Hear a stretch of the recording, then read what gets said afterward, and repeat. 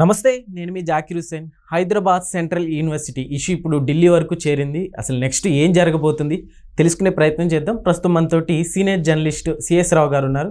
Welcome చెప్దాం. Hi sir. Hello. అయితే ఇప్పుడు రీసెంట్గా ఒక ఇష్యూ జరుగుతుంది కదా సార్, సెంట్రల్ యూనివర్సిటీ. అయితే అది ఢిల్లీ వరకు చేరింది సార్. అసలు నెక్స్ట్ ఏం జరగబోతుంది అంటారు? ఇప్పుడు అది ఏది వచ్చినా కానీ ఇష్యూ పొలిటికలైజ్ చేస్తున్నారు. దానికి యాక్చువల్గా సమాజ హితం కోసం పరిష్కారం చూపాలి ఎవరైనా సరే, ఏ పార్టీ అధికారంలో ఉన్నా. అలాగే ప్రతిపక్షంలో ఉండేటువంటి వాళ్ళు కూడా ప్రజాహితం కోసమే వాళ్ళు సూచనలు చేయాలి, పోరాడాలి. ఓకే. అధికారంలో ఉన్నప్పుడు ఒక రక, అధికారం పోయిన తర్వాత ఇంకొకలాగా ఉండడం అనేది అది సమాజ హితం అయితే కాదు. ఇప్పుడు హైదరాబాద్ సెంట్రల్ యూనివర్సిటీ విషయంలో, భూముల విషయంలో ప్రతిపక్ష హోదాలో బీఆర్ఎస్ పార్టీ పోరాడుతుంది. ఓకే, తప్పుపట్టాల్సిన అవసరం లేదు, పోరాడుతుంది. ఆ భూముల్ని ప్రభుత్వం వేలం వేయడానికి లేదు అని చెప్పేసి పోరాడుతుంది. మరి 2014 నుంచి 2023 వరకు అధికారంలో ఉన్నటువంటి బీఆర్ఎస్ పార్టీ ఏం చేసింది? భూములు వేలం వేయలేదా? రియల్ ఎస్టేట్ వ్యాపారం చేయలేదా? కొద్దిసేపటి క్రితం కేటీఆర్ గారు ప్రెస్ మీట్ పెట్టారు. ఓకే, రియల్ ఎస్టేట్ వ్యాపారం చేస్తుంది ప్రభుత్వం అని చెప్పి మాట్లాడారు. రియల్ ఎస్టేట్ వ్యాపారం చేస్తుందని చెప్పి మాట్లాడారు కదా. మరి ఇదే కేటీఆర్, ఇదే కేసీఆర్ అసెంబ్లీ వేదికగా, అసెంబ్లీ లోపల, అసెంబ్లీ బయట ఏం చెప్పారు? 2023 ఎన్నికలకు ముందు మేము అధికారంలో ఉన్నాం, అందుకనే భూముల రేట్లు పెరిగాయి, రియల్ ఎస్టేట్ ధరలు పెరిగాయి. ఒకప్పుడు ఏపీలో భూములు ఎక్కువ ధర ఉండేవి, తెలంగాణలో తక్కువ ఉండేది. ఇప్పుడు తెలంగాణలో ఎకరా అమ్మితే ఇప్పుడు ఏపీలో 100 ఎకరాలు వస్తుంది. ఒకప్పుడు ఏపీలో 1 ఎకరం అమ్మితే తెలంగాణలో 10 ఎకరాలు వచ్చేది. ఇదే మేము సాధించినటువంటి విజయం అని చెప్పి, రియల్ ఎస్టేట్ మేము చేసామని చెప్పి వాళ్ళే చెప్పారు కదా. అసెంబ్లీలో చెప్పారు కదా. మరి అలాంటప్పుడు ఇప్పుడు నువ్వు ఇప్పుడున్నటువంటి ప్రభుత్వం ఎలా అంటావు రియల్ ఎస్టేట్ వ్యాపారం చేస్తున్నారని? ఇప్పుడు వాళ్ళు ఉన్నప్పుడు అనేక పరిశ్రమలకు భూములు ఇచ్చారు కదా. మొత్తం హైదరాబాద్లో ఉండేటువంటి చాలా చోట్ల భూములు ఇచ్చారు, కంపెనీలు పిలుచుకొచ్చారు కదా, భూములు ఇచ్చారు కదా. అవును. శాటిలైట్ టౌన్షిప్కి నేను భూములకి ఎదురిస్తాను అమరావతి మోడల్లో అని చెప్పి కేటీఆర్ చెప్పాడు కదా. తర్వాత చిన్నజీఆర్ స్వామికి భూములు ఇచ్చాడు కదా. చిన్నజీఆర్ స్వామి ఏ ఉపాధి కల్పిస్తాడని భూములు ఇచ్చాడు. ఎకరం 100 కోట్ల రూపాయలు ఉన్నాయని చెప్పి ఆయనే చెప్పాడు కదా అప్పట్లో. మరి చిన్నజీఆర్ స్వామికి 5 ఎకరాలు నెట్ ఇచ్చాడు. తర్వాత విశాఖపేట అధిపతి స్వరూపానంద, ఆయనకి 5 ఎకరాలు ఇచ్చాడు కదా ఇక్కడ కోకాపేటలో. అక్కడే 100 కోట్లకు అమ్మాడు కదా, ఆయన వేలం వేశాడు కదా అప్పుడు. అదే కేసీఆర్ అధికారంలో ఉన్నప్పుడు ఇదే కేటీఆర్ వీళ్ళందరూ కలిసి పట్టణాభివృద్ధి శాఖ మంత్రిగా ఉన్నాడు కదా అప్పుడు కేటీఆర్. ఆయన అమ్మాడు కదా కోకాపేటలో, వేలం వేసి 100 ఎకరం 100 కోట్లు అని చెప్పేసి అమ్మాడు కదా. అదే ప్రాంతంలో నువ్వు విశాఖపేట అధిపతికి ఎలా ఇస్తావు? ఇకేమో ఆంధ్ర వాళ్ళు గుంట నక్కలు అంటావు, ఆంధ్ర వాళ్ళు దోపిడీదారులు అంటావు, ఆంధ్ర వాళ్ళు వచ్చి దోచుకుంటున్నారు అంటావు. నీకేమో ఆంధ్ర స్వామీజీలు కావాలి. ఆంధ్ర స్వామీజీలకు ఎవరేమున్నారు భూములు? వాళ్ళ వల్ల ఏమన్నా ఒక ఉద్యోగం వస్తుందా? లేదు. మరి ఇచ్చాడు కదా. ఇట్లా చాలా మందికి ఇచ్చారు కదా ఆయన.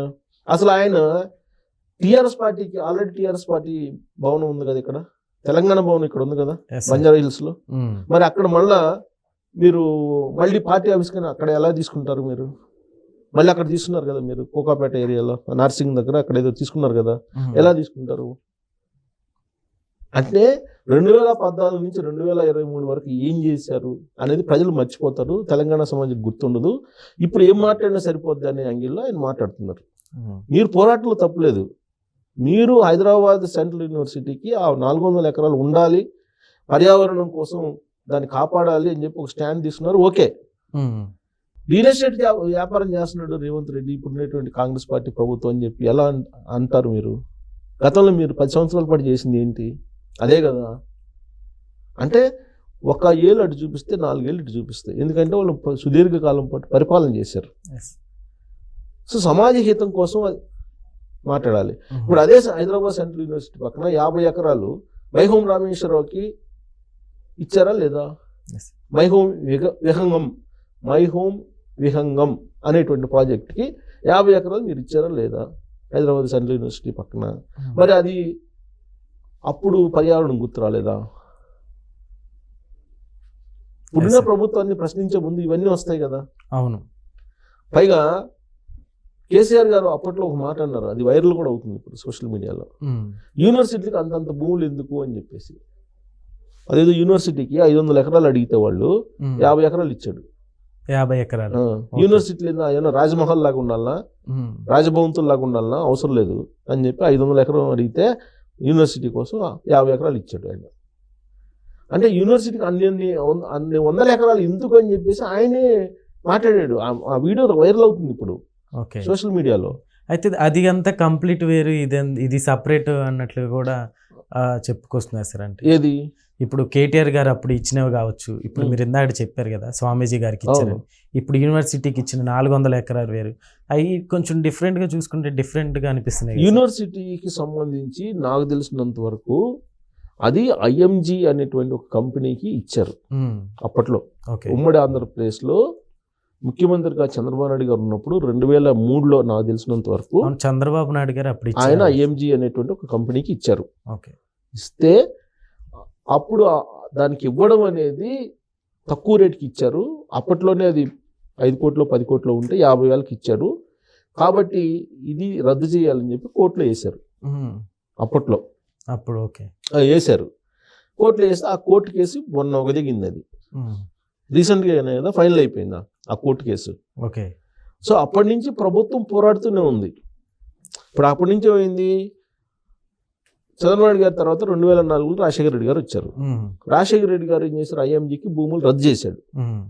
చంద్రబాబు నాయుడు గారు ఇచ్చినటువంటి భూముల్ని ఐఎంజీ అనేటువంటి కంపెనీకి అది చెల్లదు, తక్కువ రేటుకి ఇచ్చారని చెప్పేసి ఆ తర్వాత వచ్చినటువంటి రాజశేఖర రెడ్డి గారి ప్రభుత్వం రివ్యూ చేసి రద్దు చేసింది. ఆ ఎంఓఈని రద్దు చేస్తే ఆ రద్దుని సవాల్ చేస్తూ ఐఎంజీ కంపెనీ కోర్టుకు వెళ్ళింది. కోర్టులో కేసు నడిచింది.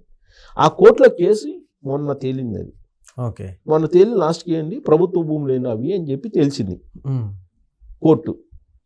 కోర్టే ప్రభుత్వ భూములు అని తేల్చిన తర్వాత హైకోర్టు ఇది యూనివర్సిటీ భూములు అని చెప్పి ఎలా అంటారు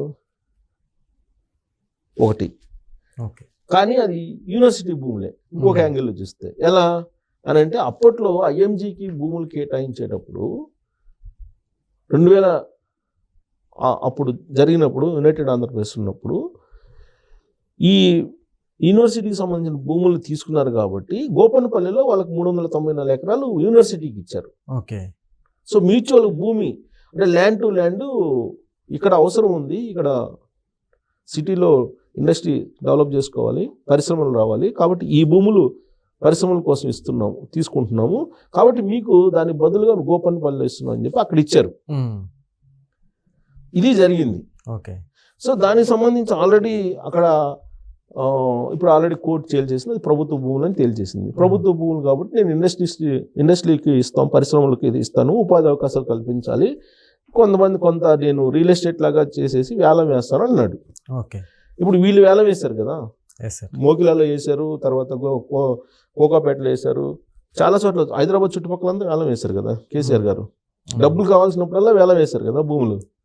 మరి ఇప్పుడు వేలం వేయకూడదు అంటారు. వేలం వేయకూడదు, అభివృద్ధి కావాలి, ఉపాధి అవకాశాలు కావాలి, ఇచ్చినటువంటి హామీలు నెరవేర్చాలి, ఇవన్నీ చేయాలంటే ఎలా? రేవంత్ రెడ్డి గారు ఏమి సొంతగా ఇంట్లో ప్రింట్ చేసే జనాలకి డబ్బులు ఇవ్వడు కదా. రేవంత్ రెడ్డి గారు కానీ ఎవరైనా కానీ ఇప్పుడు రేపు ఎవరు వేరే గవర్నమెంట్ మారిద్ది అనుకున్నాం, ఆ గవర్నమెంట్ వచ్చి డబ్బులు అన్ని నుంచి తీసుకొస్తారు, ఆ గవర్నమెంట్ అని ఇదేగా చేసేది. కాకపోతే ఏంటంటే ఇప్పుడు హైదరాబాద్ భూములు ఒక గోల్డ్కి మించిన రేట్లు ఉన్నాయి హైదరాబాద్ భూములు. ఒకప్పుడు ఏంటంటే పరిశ్రమల్ని ఆకర్షించడానికి, ఇండస్ట్రియలిస్టులను తీసుకురావడానికి భూముల్ని ఎరేసారు. కానీ ఇప్పుడు అవసరంలే, ఇప్పుడు ఎవరికి ఇవ్వాల్సిన అవసరంలే, వాళ్ళే వచ్చి ఇండస్ట్రీ పెట్టుకుంటారు, పెట్టుకోకపోతే నష్టమేం లేదు.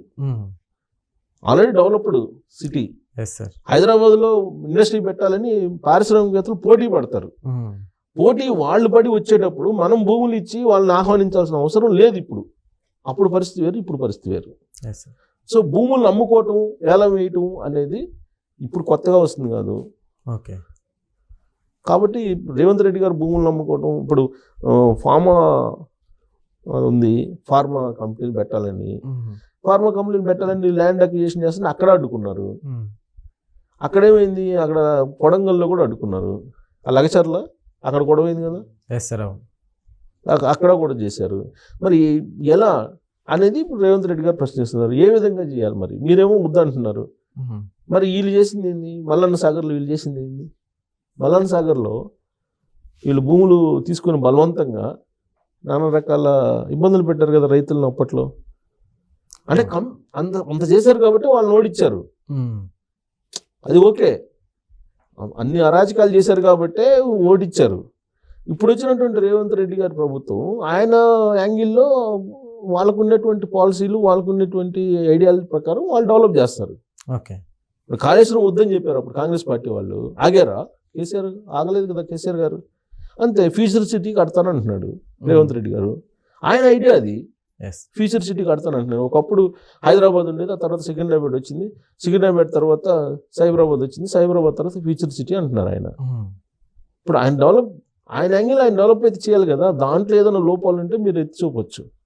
అటు కాకుండా అసలు ఆ ప్రాజెక్ట్ని వ్యతిరేకించడం అనేది అది మరి సమాజ హితం కోసమా లేకపోతే తెలంగాణ హితం కోసం అనేది నాకు అర్థం కావట్లేదు. ఇప్పుడు అక్కడేమో పర్యావరణ మొత్తం దెబ్బతీస్తున్నారని అంటున్నారు. అసలు అటవీ శాఖకు సంబంధం లేదు. మరి అటవీ శాఖ ఇప్పుడు కేంద్ర అటవీ శాఖ ఎంటర్ అయింది. ఇప్పుడు ఈ ప్రతిపక్షాలు ప్రతిపక్షం అటు అధికార పక్షం మధ్య గందరగోళం నడుస్తున్నటువంటి క్రమంలో ఇప్పుడు కేంద్ర ప్రభుత్వం ఈ మొత్తం ఇష్యూని హ్యాండ్ ఓవర్ చేసుకుంది. ఇప్పుడు కేంద్ర ప్రభుత్వం కోర్టులోకి వెళ్ళిపోయింది. మరి నరేంద్ర మోడీ గారు కోర్టులోకి వెళ్ళిపోయింది. ఇప్పుడు అంటే బీజేపీ వైపు అందరు చూస్తున్నారు. ఇప్పుడు అంటే ఇప్పుడు ఇక్కడ ప్రతిపక్షం చేతిలో లేదు ఇష్యూ, అధికార పక్షం చేతిలో లేదు, ఢిల్లీ చేతిలో పెట్టారు. కృష్ణా జిల్లాలో అదే చేశారు, గోదావరి జిల్లాలో అదే చేశారు, ఇప్పుడు ఇది హైదరాబాద్ సెంట్రల్ యూనివర్సిటీ కూడా అదే చేశారు. ఫైనల్గా ఏంటి, ఎవరు రాజకీయ లబ్ధి కోసం వాళ్ళు నిర్ణయాలు తీసుకుంటారు. ఇప్పుడు అక్కడ ఢిల్లీ ఏది చెప్తే అది వినే పరిస్థితికి వచ్చింది. అవును సార్. సో కాబట్టి రాబోయే రోజుల్లో ఇదంతా కూడా ప్రజలు, తెలంగాణ సమాజం ఎప్పుడూ అబ్జర్వ్ చేస్తుంటుంది. ఎప్పుడు కర్రు కాసి వాళ్ళతో ఎవరికి పెట్టాలో వాళ్ళకి పెడుతుంది. సో చూడాలి ఏమవుతుంది అనేది. Okay sir, thank you.